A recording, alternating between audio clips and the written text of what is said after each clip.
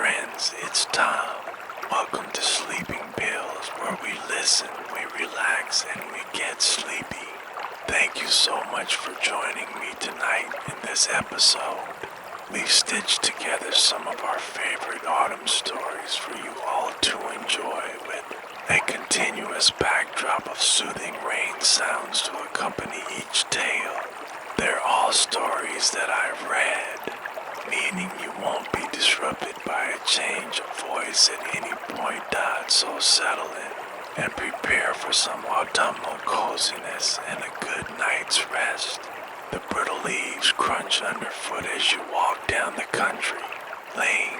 Up ahead, you see a sign pointing to your destination. It reads Gloomy Glen's Pumpkin Patch. Carved into a hunk of wood hung on an old sun-bleached wooden gate. Far in the distance, forested mountains are covered in a blanket of autumn's favorite colors. The land where you are now is much flatter, though ideal for growing pumpkins. The skyline is a gentle blue, scattered with fluffy, pillowy clouds. Looking down, you spot a perfect maple leaf dropped here by the red and yellow tree looming next to you. You bend down and carefully pick it up by its stem, then hold the leaf up to the sun's soft light, admiring the precision of its form. Unlike the other leaves around it, this one is still firm but not yet crisp, retaining some moisture from its life on the tree. It seems too beautiful to let go, you think, so you carefully tuck it into your satchel as a keepsake. As you walk towards the gate, a gentle breeze blows past you. You can feel it through the fabric of your top, so you pull your thin wool scarf a little tighter around you to stay warm. The gate is secured with a metal closure. You slide your thumb under it and raise it gently. It rattles and creaks, showing its age. The gate has probably been standing here on this farm for decades, you think.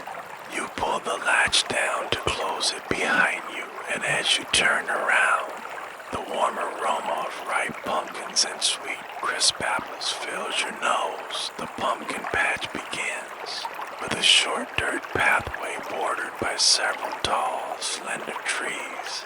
Leaves of red, yellow, brown, and orange are scattered across the beige trail. Some crunch beneath your shoes, while others are still too soft to make a sound. You approach a small wooden booth where you can purchase a ticket to visit the pumpkin patch. There's a woman sitting here, welcoming visitors. You greet each other kindly and exchange a few words. Then you pull out the appropriate amount of cash from your pocket and hand it over to her. She smiles, clings open the metal money box, and hands you a ticket. You rub your fingertips back and forth on the papery ticket for a moment and turn it over once or twice before sliding it into your pocket. As you pass the booth, more of the pumpkin patch reveals itself. From where you're standing, you can see gourds of many sizes and colors. Small orange pie pumpkins and the pale Eureka's pumpkins catch your eye. You admire the uniqueness of the white ones with their thick black stem handles and glossy sides. You wonder how they might taste bitter or sweet. You muse to yourself. It's been a while since you last came to the patch. You almost forgot about all the colors, shapes, and sizes that Mother Nature has to offer. Around you are green, speckled yellow, and even multicolored varieties. As you glance around, you notice that aside from the pumpkins, there are many more things to see at this patch. Your gaze lands on a white barn with a black roof nearby, almost mimicking the look of the ghost pumpkin. You could also see signs for a corn maze, an apple orchard, hay rides, and a bonfire. There's even an especially cozy area where a vendor is selling treats and warm beverages. You'll definitely make a stop there later. You decide to your right. You find a big map displayed on a wooden wooden signpost. You trace your fingers over the map to see how to get to the apple orchard, making a mental note of the general layout. You carry on towards the orchard in search of the perfect crisp red apple. For a little while, you follow a small path that is lined on either side with displays of painted pumpkins, festive decorations, and large hay bales. Looking around, you can tell that it's a rather quiet day at the pumpkin patch. Some families and groups are here, but it's far from crowded. It promises to be a peaceful outing, and that makes you happy before long. You arrive at the orchard and notice that it's quite small, with just a dozen or so trees. Each one, however, is dripping with plump ruby apples and vibrant green leaves. Both are also scattered across the faded grass below the trees. A gentle breeze moves through the orchard and you feel the crisp air brush across your arms.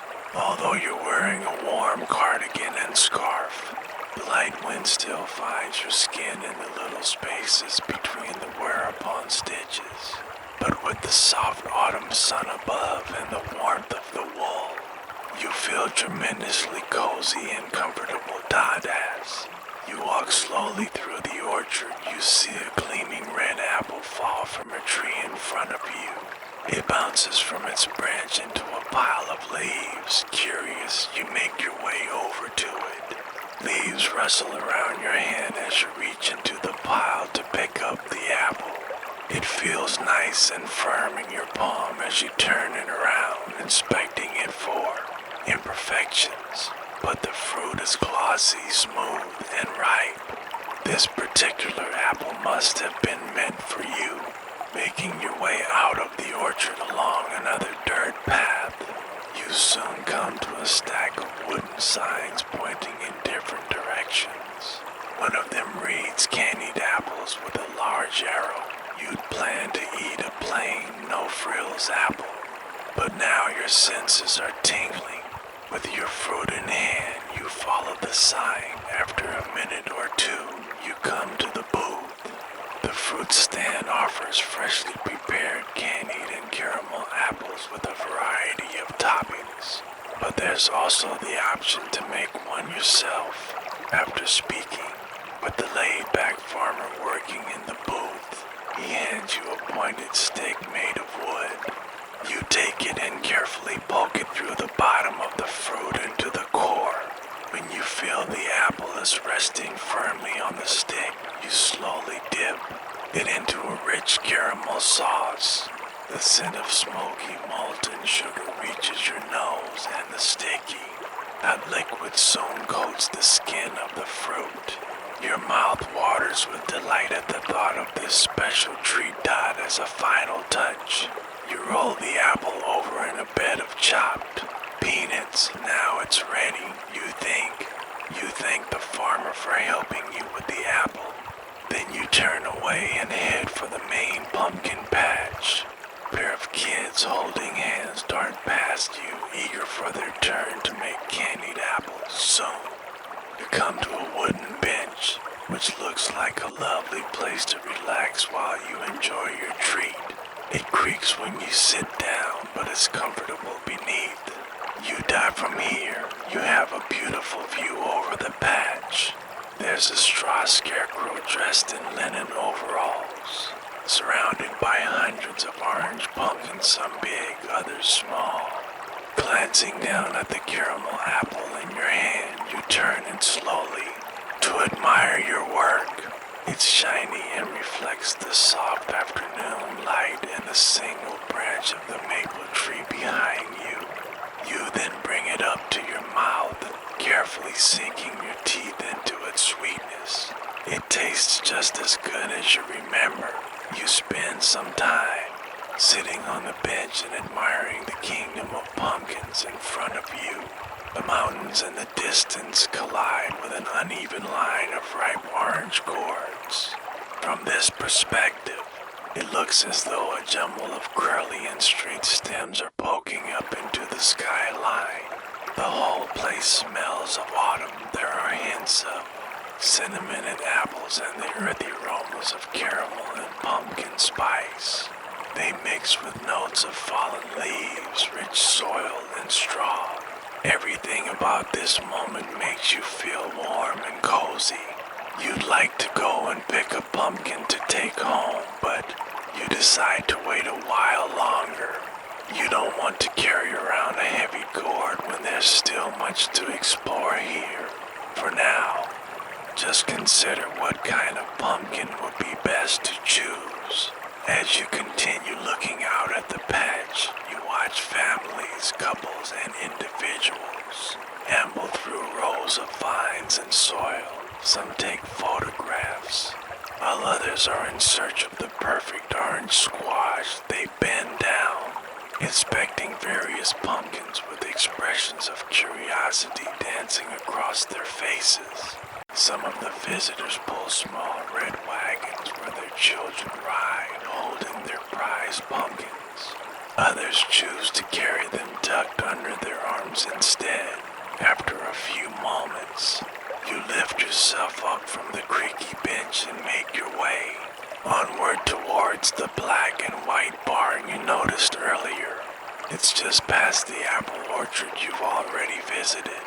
Instead of retracing your steps to the right, you choose a path heading left out as the day progresses. The breeze grows crisper. You do up another button on your cardigan to stay warm and snug. Walking in the direction of the barn, you notice a few crows soaring through the sky above you, chattering to one another. You look up at the cloudy sky, admiring how the autumnal sun is beginning to fade away. After another left turn, you arrive at the quaint barn. It's situated in the middle of the pumpkin patch. It seems like a meeting place for the farmers on staff and families, and friends visiting the patch today. You see one farmer standing with his foot propped against the side of the barn as he talks to another. Every so often, both sip from steaming mugs held between their palms. One man is dressed in loose overalls and a brown plaid shirt. The other is wearing blue jeans with a simple shirt tucked in at the waist. Both have on comfy-looking boots tied together. They laugh and chat away, enjoying their warm drinks. The relaxing sound of leaves fluttering in a nearby tree catches your attention. You turn and look just in time to see that some have dropped, twirling and dancing together before coming to rest comfortably on the grass. A few others are tossed up by the breeze and carried in the direction of the barn, drawing your gaze with them. Out of the corner of your eye, you notice a group of horses. They're standing inside an unpainted picket fence, grazing quietly. You watch them as they take slow, methodical bites of grass and munch contentedly. This makes you smile, and you spend a few minutes admiring them from a distance. One horse is a chocolatey brown color with a mane to match. The other is golden brown with a blonde mane. A gust of wind tosses the fine hair of their manes into the air. The horses shake their heads to brush the hair out of their eyes. Before turning their attention once more to the grass, they truly are majestic creatures, you think. Just then, another farmer comes out from the back of the barn. She begins to brush the chocolatey brown horse, and it seems happy to be receiving this special attention. Thinking it's time to carry on, you leave the horses to their brushing and feeding dot all around you. Pumpkin patch is buzzing with activity. You spot a tractor-pulled wagon with hay bales. Families gather one by one for a ride around the farm. You knew these rides were a staple of the pumpkin patch, and you considered going for a ride to feel the crisp October air moving past as you bumped and bounced around the farm. But you decide to leave that activity to the groups waiting now, as families fill the